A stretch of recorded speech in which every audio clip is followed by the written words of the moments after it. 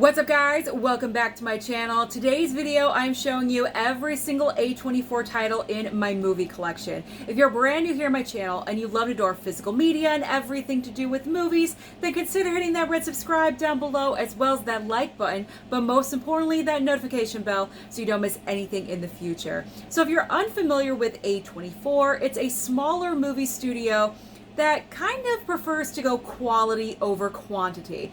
They're not all about huge blockbuster films or action movies or comic book films. That's not where they focus on.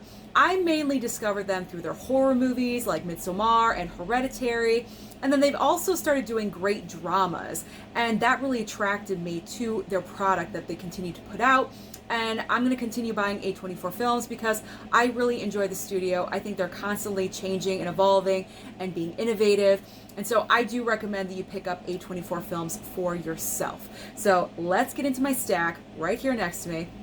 Now I've seen every single one except for 3, just to let you guys know. So let's start off with The Witch, one of the first A24 titles that got me interested in the A24 studio and what movies that they were putting out. Now this is Robert Eggers' first film. It introduced us to Anya Taylor-Joy. This film is very, it's definitely one of a kind. The ending is kind of where you're like, huh? Like what just happened there? But I can appreciate this film for being different and going outside the box and trying something new. And I enjoyed the film so much, I recently upgraded. So I do have the 4K with the very nice slipcover on my Tuesday trip when I went out. I didn't go to the regular stores. I went to a smaller store here in Connecticut that does specialize in boutique labels, but they also have a very nice used section, and that is where I found this one. So I'm very excited to have that 4K. So that means the Blu-ray is going to be going because I upgraded. I no longer need that Blu-ray, so it will be traded in the future. Next up, the next 3 are the ones I've not seen. So The Disaster Artist, I know it's a biopic of some kind, but other than that, I have no knowledge of what this movie is about.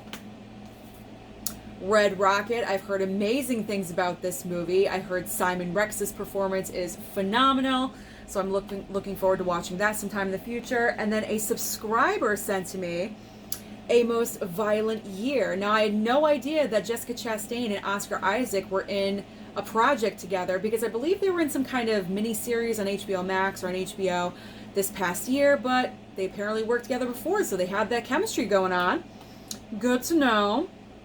So I avoided this next title like the plague because I thought it was way too scary. I wouldn't be able to handle it, and that is Hereditary. But I watched it. I've only seen it one time, so I think this coming October for Horror Month, I will revisit this one. I'm going to watch with Mama Blu-ray because I want her reaction to this film because I think her reaction is going to be very entertaining. But Toni Collette's performance in this film is the prime example as to why horror films need to be recognized during award season. Her performance is phenomenal. She was just the focus, the standout for me in this. I always wanted to know what was going to be happening with her character. She freaked me out a couple times towards the end. You guys know what I'm talking about if you've seen this movie. So I was jumping just a little bit. It had my attention the entire time, and I enjoyed it. Lady Bird. Up next is Lady Bird. So I did go to the theater to see this when it first came out, and I gotta say, it's overrated. Why everyone thinks Lady Bird, the sun rises and sets with Lady Bird, I have no idea. But the hype that was with this film when this one came out was so huge. So that was part of the reason why I went to see it in the theater, because I was curious why everyone was going goo goo gaga for Lady Bird. And I watched it, and I'm like, okay, it's a decent movie, but why are we, so amped? Why are we so amped about this film? I don't know. I still don't know the reason why. I mean, it's a decent story about a girl in high school and she's, struggling and going through stuff. But other than that, like, what's the big to do? I don't know. Don't be too rough on me down in the comments if you are a Lady Bird fan. We've already talked about this one. It's still in my house, so therefore technically it's still in my collection. So I am going to show it. This is the only A24 film that I'm not a fan of. I fell asleep halfway through this because I was bored AF. I could not keep my eyes open during this. It was not keeping my attention at all whatsoever. There were so many long pauses. I know there's some people that really enjoy this movie, and that is all that matters, is what you enjoy. For me personally, it just doesn't work. I'm actually kind of torn. Like, should I keep this? Because I do have the A24 collection. Should I keep it because it's a part of it? Maybe I should. I don't know. I'm actually thinking maybe I should give it a second chance and try to watch it again. What do you guys think? Let me know down below, because you guys know me and you know how I am and you know my taste. So just tell me what to do, okay? Just tell me what to do about the humans. X. Ooh, this one I was interested in. I went to the theater to see this. Those trailers grabbed my attention. And I really enjoyed it. Yes, it has the weird old couple side plot, but we are getting answers to that in the prequel called Pearl, which will be coming out, I believe, in September, just like a month away or so. So I am truly excited for that one. I enjoyed the vibe. It had the Texas Chainsaw Massacre vibe. You know, they want to make an adult film back in the 70s, and the kills were great. They were gory. You have Jenna Ortega on the back cover here, screaming her head off. She's just a great little horror scream queen. I love her. And this one I just had fun with. I had fun. I had a good time. Yeah, the subplot with the old couple is really out there, but I need to watch this one again, because since I picked it up, I have not watched it. I've only watched it in theater. So I do want to rewatch it. Maybe upon a rewatch, I'll get it more, appreciate it more, understand it. I don't know. Anything's possible. The Lighthouse. Talk about underrated. This movie I call underrated. And the reason being is because you have two actors giving standout performances that were not recognized during award season of that year. And that is a crime. To me personally, this is Robert Pattinson's best performance. I mean, I love him as the Batman. Don't get me wrong. But this is on a whole different level. And then Willem Dafoe, he's crazy. He is crazy insane in this, and I know he's farting and things like that. But let's get beyond that moment, shall we? The acting in this film is what drives it, because you have two guys stuck in a lighthouse. You need to have solid performances, otherwise this movie is not going to work. And this movie works. At least it does for me anyway. I can appreciate it.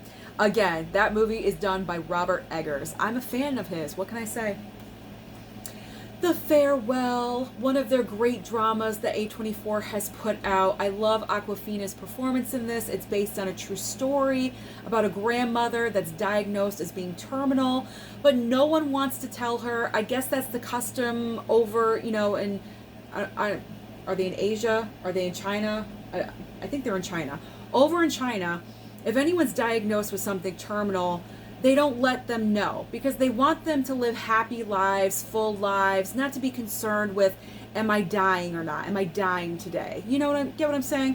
So it's all about Awkwafina. She plays the granddaughter. She's torn with this because the whole family is on the same page, but she doesn't want her grandmother to be in the dark, so they all go over for a wedding in the family, and it's about that entire situation as the wedding is going to take place. So I really enjoy this film a lot. I think it's great.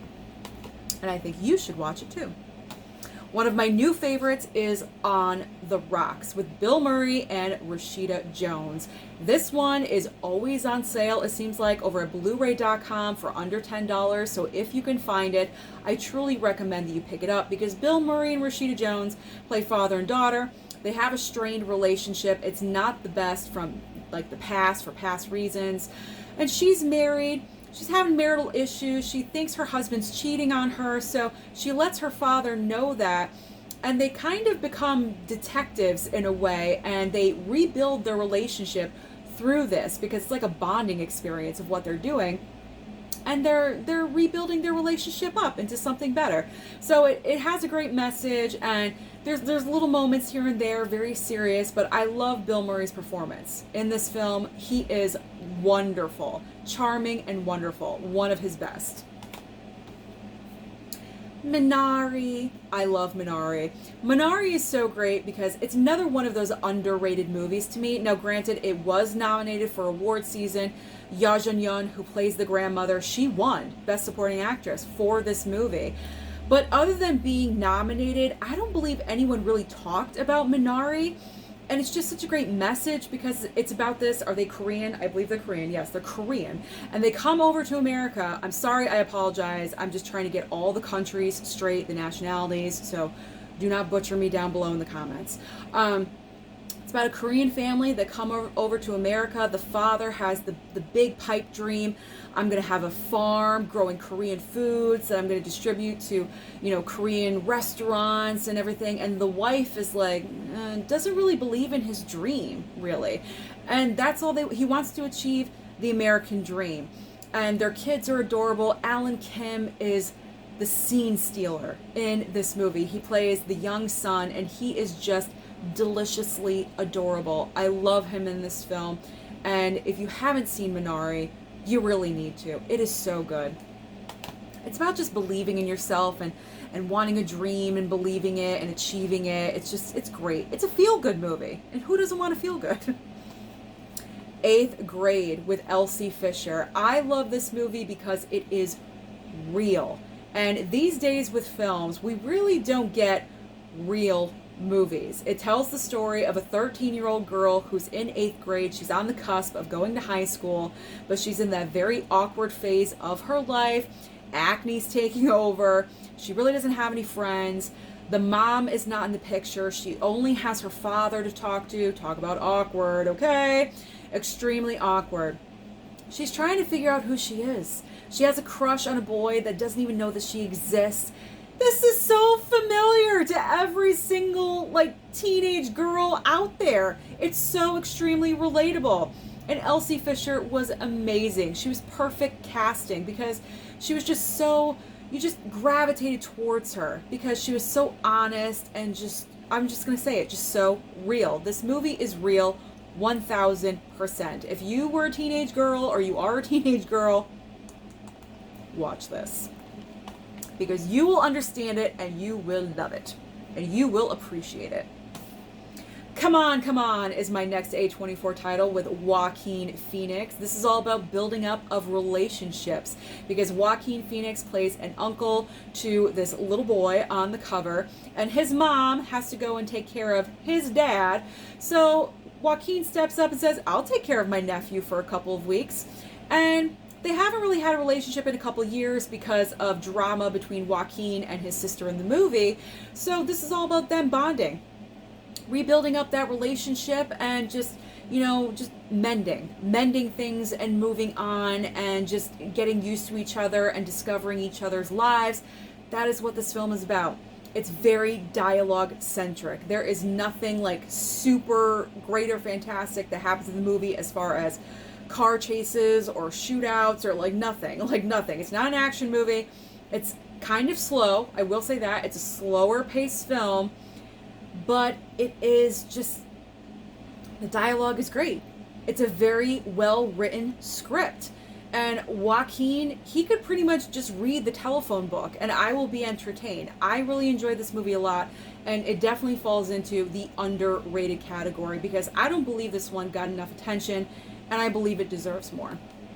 If you want to be riddled with anxiety for 2 hours, you watch Uncut Gems. So why do I have 2 copies of Uncut Gems? First of all, when it came out originally on physical media, I did indeed pick up the Blu-ray with the nice slipcover. But then when the 4K Criterion was announced, my friend Tony P sent one to me for Christmas. So again, thank you, Tony, for sending this one my way. Adam Sandler's character, man, he is just full of bad decisions. He just makes them constantly throughout this entire movie. He plays a jeweler with a gambling problem, and instead of paying off his debts, he's just mounting it more and more. You just want to yell, stop, at the screen. He just makes bad decisions, left, right, sideways, it does not matter. But this film overall proves how great of an actor Adam Sandler truly is. And that, yeah, he puts out those, weird, stupid comedies on Netflix, like, Hubie's Halloween. But he is more than capable of putting out amazing stuff like Uncut Gems. So never doubt Adam Sandler. Never do it. Personally, that's my favorite performance of his so far. And I hope he does more like that in the future. This next title, it's depressing, and I'm not gonna lie about it. It's Waves. Like, I've heard different things about Waves before I picked this one up. I was like, is it really that? Yes, it is. It is really that depressing. The basic synopsis of Waves is you have this African-American family. The son makes a bad decision. And what happens is, with his one bad decision, it affects everyone in his life around him. His sister, his father, his mother, his friends. It sends that message that if you do something, it doesn't affect only you. It's everyone around you. Hence the title of Waves. At least that's what my interpretation is of the title. I could be wrong, but that's what I interpret from it. This is not a happy, fun movie whatsoever. However, the performances are outstanding, especially by, what's his name? Sterling K. Brown, right? Yes. Sterling K. Brown, who plays the father, who we know from This Is Us, gives amazing. Does he ever do a bad performance? I don't think. Does he ever give a bad performance, should I say? Can I speak proper English today? Apparently I can't. Amazing performances all around, but he definitely is the standout for me. But just warning you about this one, you're going to need to take your antidepressant before you watch this. We have two left. If you did not know this is based on a true story, you would say, get out of here. And that is Zola. This movie is crazy. This movie is crazy, like a roller coaster off the chain. You would never believe that this was a true life story. Apparently this played out all over Twitter. I had not heard about that until this movie actually came out. It's a zany, wacky tale. It is uncomfortable. You feel uncomfortable watching it. There's a couple times, and I just watched this the other night, and there was a couple of times when I was watching this and I was just like covering my face and like doing this, because the position that Zola was put in, that she never consented to, is just so crazy. And I imagine myself, if that happened to me, my God, I wouldn't even know what to do. Like, I would just be frozen. But she managed to get herself out of it. Thank heaven. But this is one heck of a true story. And I will say, don't pick it up at a full price, because it's not the most rewatchable film, at least for me. But if you can find it under $10, then I would say go ahead and grab it. That's what I did. I paid full price when it came out, but it was only like $12 or $14.99, so it wasn't too bad. But I do recommend picking it up at the discount.